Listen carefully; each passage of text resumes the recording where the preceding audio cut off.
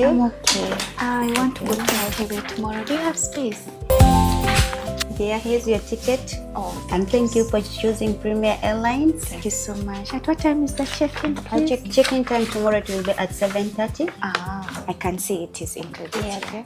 All right. Thank you so much. You're most welcome. Enjoy your flight and your holiday. Thank you so much. At Premier Airlines, we are committed to providing you with the best travel offers and exceptional service, making every journey easy, fast, and stress-free. From smooth luggage handling to seamless boarding, our experienced and dedicated staff are here to ensure your comfort and convenience every step of the way. Book your flight today and discover the skies with Premier Airlines. Visit our head office in Juba at Airport Business Center, Airport Road, opposite the Sedeco building. Call the numbers on the screen, or you can as well email us today. We are here to plan your journey. Premier Airlines. Discover the skies.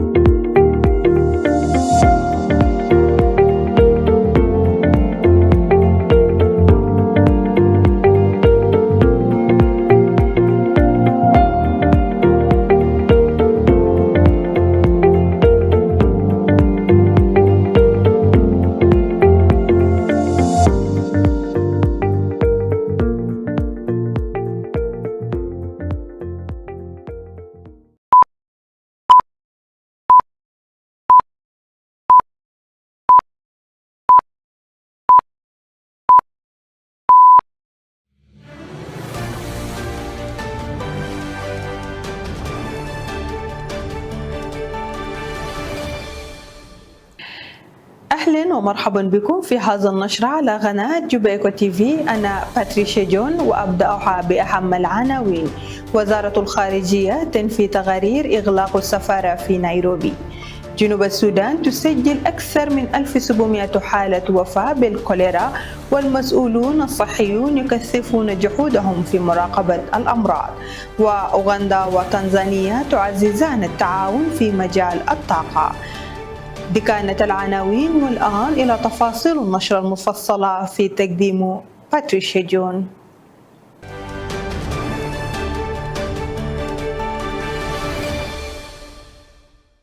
نفت وزارة الخارجية والتعاون الدولي التقارير التي تفيد بإغلاق سفارة جنوب السودان في نيروبي بكينيا.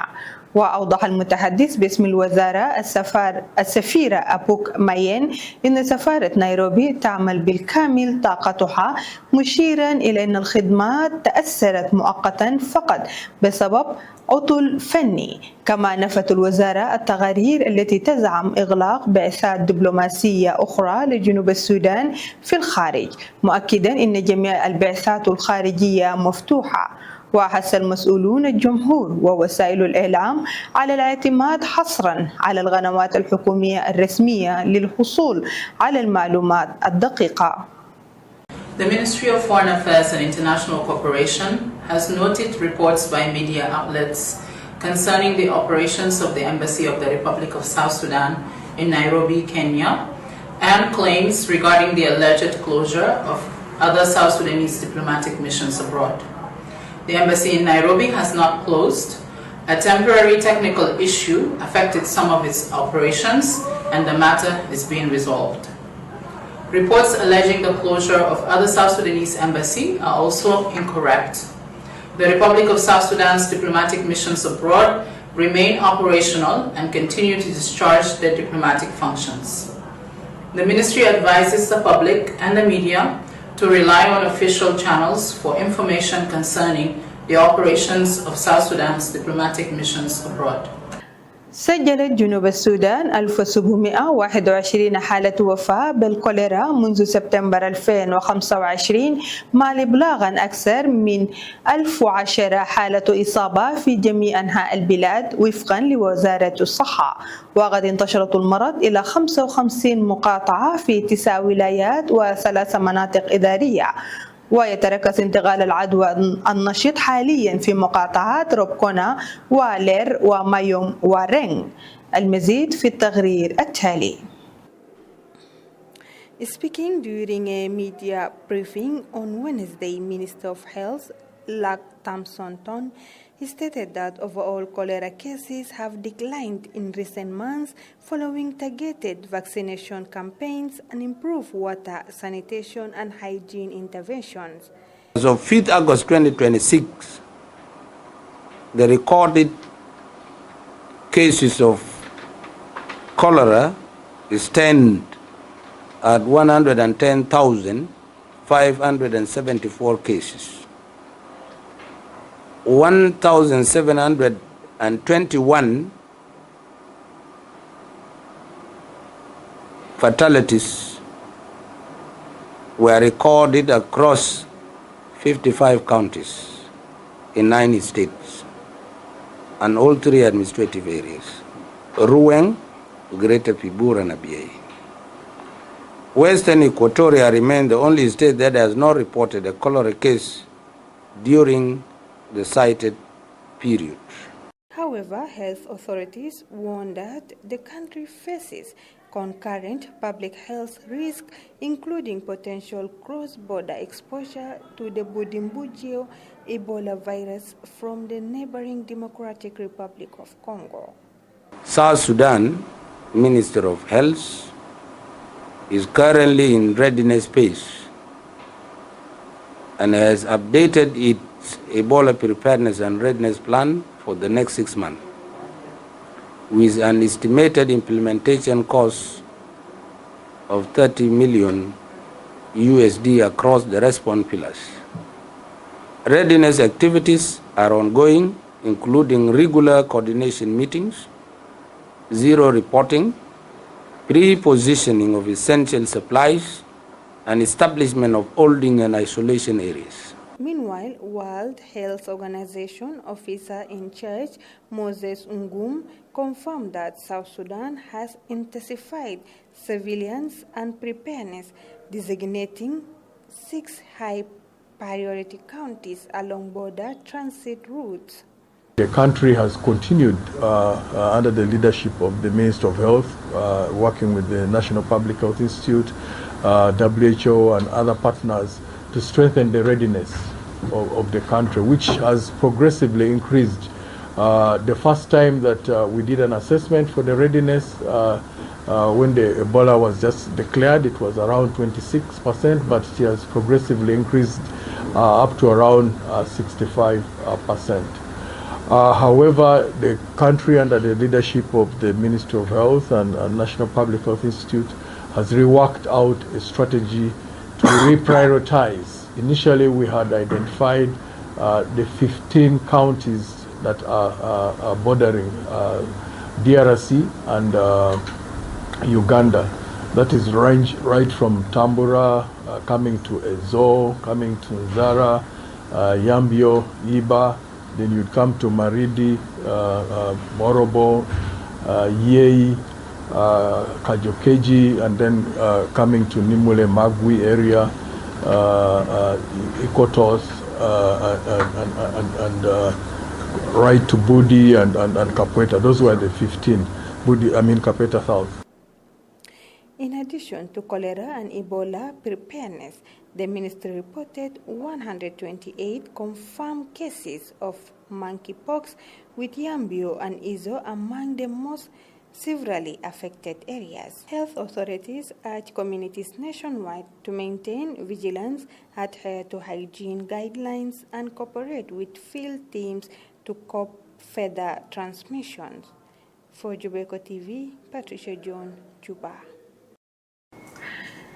احتفلت منظمة جريدو جنوب السودان بدعم من اليونيسيف والحكومة الوطنية باليوم العالمي للشباب 2026 في جوبا بتخريج 200 شباب من برامج التدريب المهني في معهد دون بوسكو للتدريب المهني والتقني ومعهد سجن جوبا للتدريب المهني والتقني. وسلط الاحتفال الضوء على صمود ومواهب وإنجازات شباب جنوب السودان مع الترويج لتنمية المهارات المهنية كسبيل حيوي نحو السلام والوحدة والتقدم الاقتصادي المستدام. المزيد في التقرير التالي مع الزميلة روزالين أبوي. The event brought together government officials, partners, families and young people to celebrate skills, talents and the potential of South Sudan's youth. UNICEF Head of Child Protection Brandon Rose said the training program is helping change the narrative about young people in South Sudan. Before you come to South Sudan, you hear these stories of conflict, of poverty, of cholera, of humanitarian crisis after humanitarian crisis. I think what we're trying to do with the young people is to change that story. Because I think what you see here today is not a humanitarian crisis. You see amazing young people, you see amazing hope, you see young people who just want to live and be free and get beyond these stories of crisis. Government officials also call on the graduates to turn their newly acquired skills into opportunities for employment and entrepreneurship. The Director General of the State Ministry of Youth, Culture and Sports, Emmanuel Ladukose, said government youth facilities are open to young people to develop their talents, particularly in sports and other activities. And I also want to remind our partners that we have a Juba Youth Training Center. The center is just behind, I think most of you is aware. Markaz Shabab. That center had been established long time ago in 1970s. And it has the infrastructure in place. It even have some equipment that have been purchased previously to provide a skill to the youth on auto mechanics, tailoring, carpentry, and among many others. But due to the challenges that the ministry has been going through, the facility, these activities that I mentioned is not longer there. But in our 5-year strategic plans that we have laid, and we are working with the UNHCR, maybe in the few months to come we'll start some renovation within the youth training center. The Undersecretary in the Ministry of Gender, Child and Social Welfare, Adeng Malual Lake, described young people as an important resource for the country's development. She said vocational skills can provide young people with opportunities beyond normal office employment. You know, you can make a lot of change within and outside. So as you step outside soon, please make good use of these skills. You know, I just came from the United Kingdom, and what I realized that sitting in the office is not only the solution, by the way. It's not the skills. It requires a lot of effort of reading a lot of things, but the skills that you have is the one that is making a lot of money. Warchild Holland representative Ben Solchol urged young people to use art, music and culture to promote peace and unity. Not to wear the gowns alone, but to be the breadwinner and to be the leader, to be the business owner of your own, and to be the employer by tomorrow. Our commitment, partners, governments, country diplomats, we are all committed to support youth in order for the country, South Sudan, to remain. دعت رئيسة مجلس ولاية غرب بحر الغزال أن تونا ريتشارد إلى عمل جماعي لمكافحة التنمر الإلكتروني والتحرش الرقمي المتزايد الذي يستهدف النساء في جميع أنحاء الولاية. في حديثها عن تزايد خطر العنف الإلكتروني، حثت رئيسة البرلمان تونا المجتمعات المحلية والسلطات الحكومية ومنظمات المجتمع المدني ومستخدمي المنصات الرقمية على توحيد الجهود لحماية النساء من الإساءة الإلكترونية. وأكدت أن التحرش الإلكتروني يقوض بشدة سلامة المرأة وكرامتها ومشاركتها الفعالة في الحياة العامة والمناصب القيادية. At least when a social media platform insults a female politician or a female leader on social media, whether you are a woman or you are a man or a youth, then you need to be arrested. You see, you need to be arrested, and also this needs support of our political parties to protect us as the women or the female politician in those political parties. Because if we just say that if you are insulted and then we just ignore, that is not a solution. Because what a man can do, a woman also can do. That is why we are being given this responsibility to participate in politics. So not because just we are women and then if we are insulted, then we just keep quiet because you are a woman, you ignore. No. As Parliament, we are going to make sure that we raise our voice as women in the Parliament so that our leaders like the governor criminalize such attitudes towards women. And also in our party, we can raise it to the governor, who's the chair of the party, to the chair of SOA, and then OPP, and so forth, so that this thing can be criminalized. Because there is no social media platform that can be created without admin. There must be admin for that social media. So if such social media platform insults a woman, then immediately the person needs to be arrested. We shall follow as women leaders. We want to know who are the owners of this social platform. حذر قادة المجتمع المدني يوم الخميس من أن النساء في جميع أنحاء جنوب السودان ما زلن يواجهن عقبات جسيمة في امتلاك الأراضي والوصول إليها على الرغم من الضمانات الدستورية التي تحمي حقوقهن المتساوية في الملكية. وتم تسليط الضوء على هذا المخاوف خلال ورشة عمل عقدت في جوبا بعنوان حشد النساء على مستوى القيادة الشعبية للمشاركة في الدعوة إلى حقوق المرأة في الأرض، والتي نظمتها المنظمة العالمية لتمكين المرأة وتخفيف حد الفقر.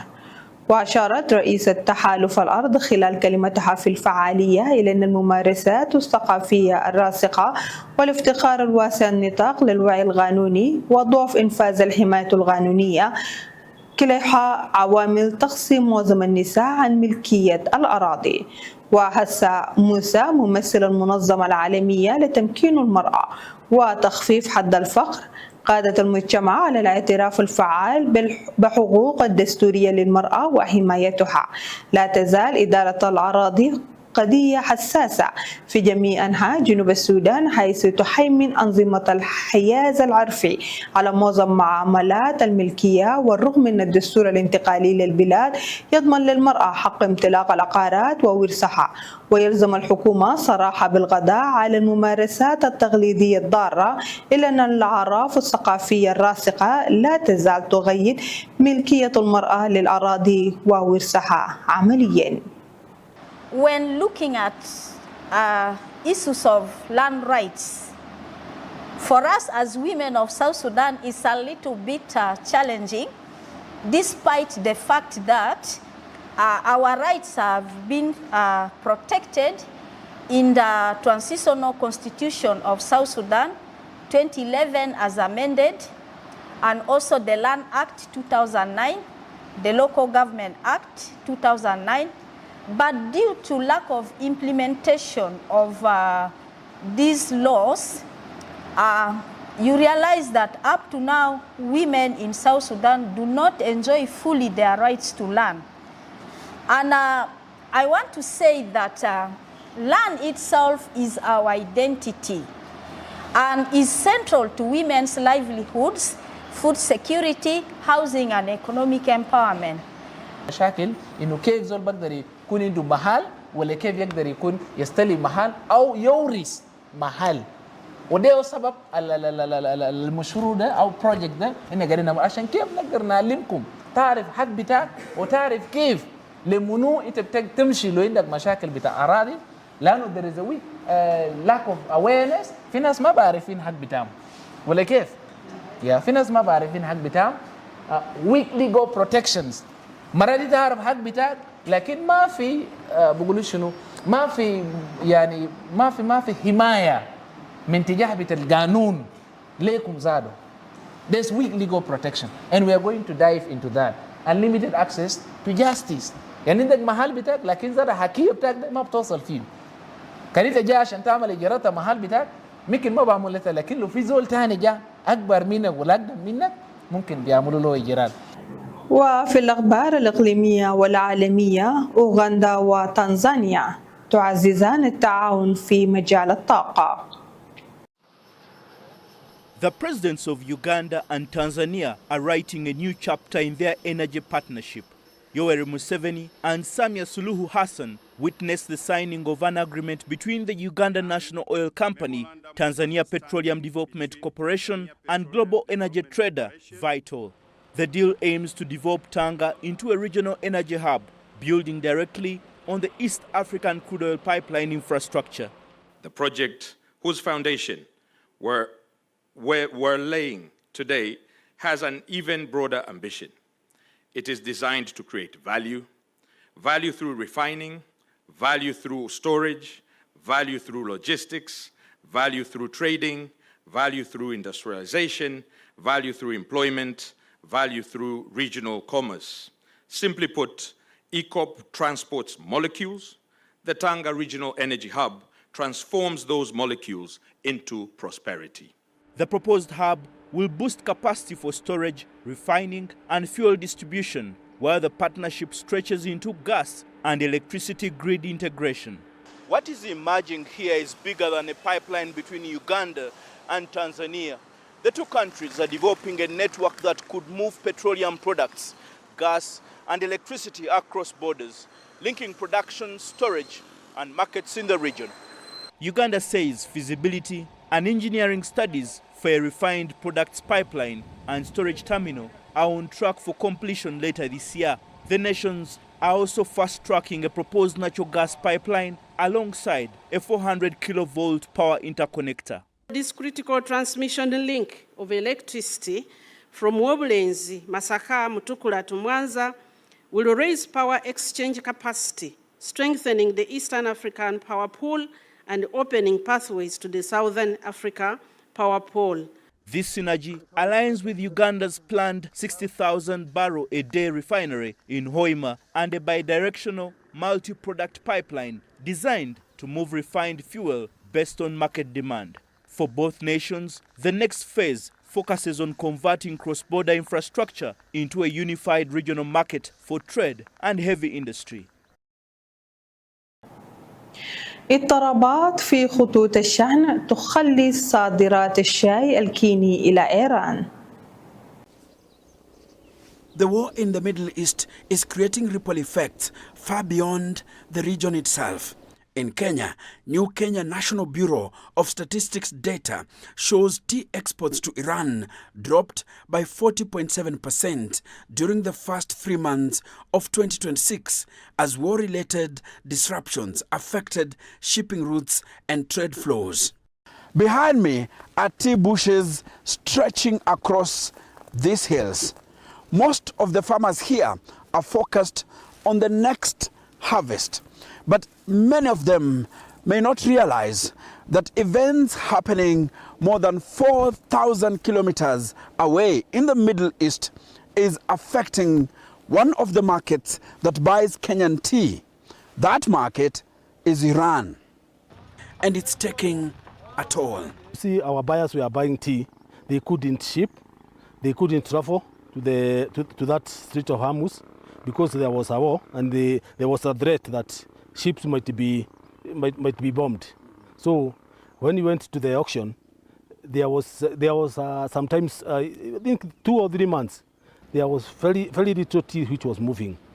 Although Iran accounts for roughly 2 to 3% of Kenya's total annual exports, it remains an important destination for Kenyan tea. Kenya exports an average of 100 million kilograms of tea annually to Middle East markets, accounting for 20 to 25% of Kenya's tea exports.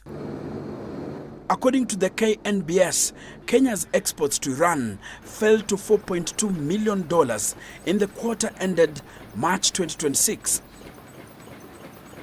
In the corresponding period the previous year, exports stood at $7 million.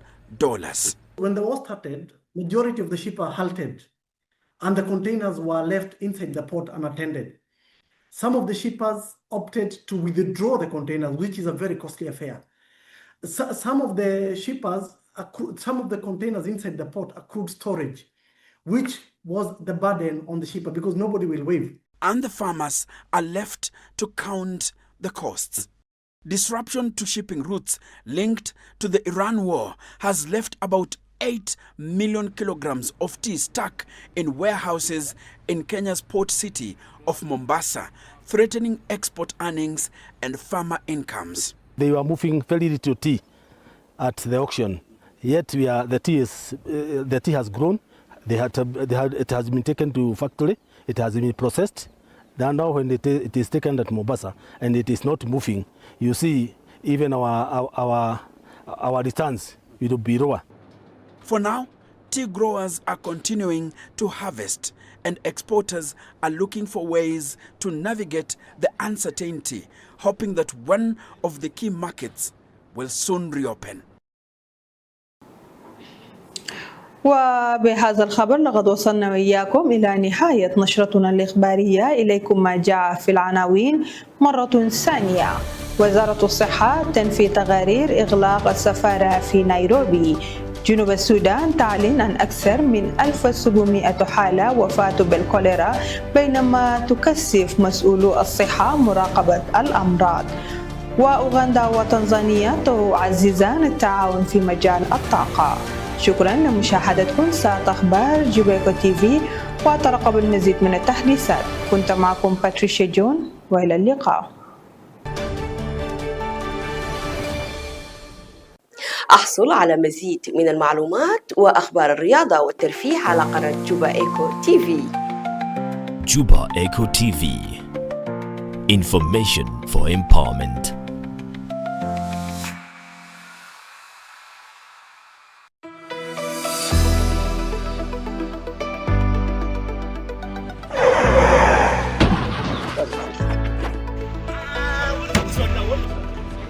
It's very bad. I have remembered putting this car.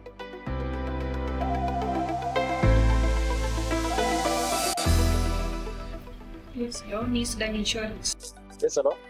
I just got involved in it. It's really looking terrible. Would you kindly send me the detail on my WhatsApp? I'm gonna send you our team. So please do that. Please do that. Insure with New Sudan Insurance Company. New Sudan Insurance Company offers motor insurance, health insurance, hotel comprehensive insurance, marine hull and cargo insurance, group personal accident insurance, travel health insurance, fire insurance, contractors all risk, workmen compensation insurance, money insurance, goods in transit insurance, life insurance, property all risk insurance, performance bond, plant and machinery insurance, political violence and terrorism cover, and much more. I will request you sign here. Okay. New Sudan Insurance Company is your trusted partner in securing what matters most to you. You are not just a policy holder, you are a family. Visit New Sudan Insurance Company website www.nesico.com or call +211 925 955 000 or +211 919 123 678 or +2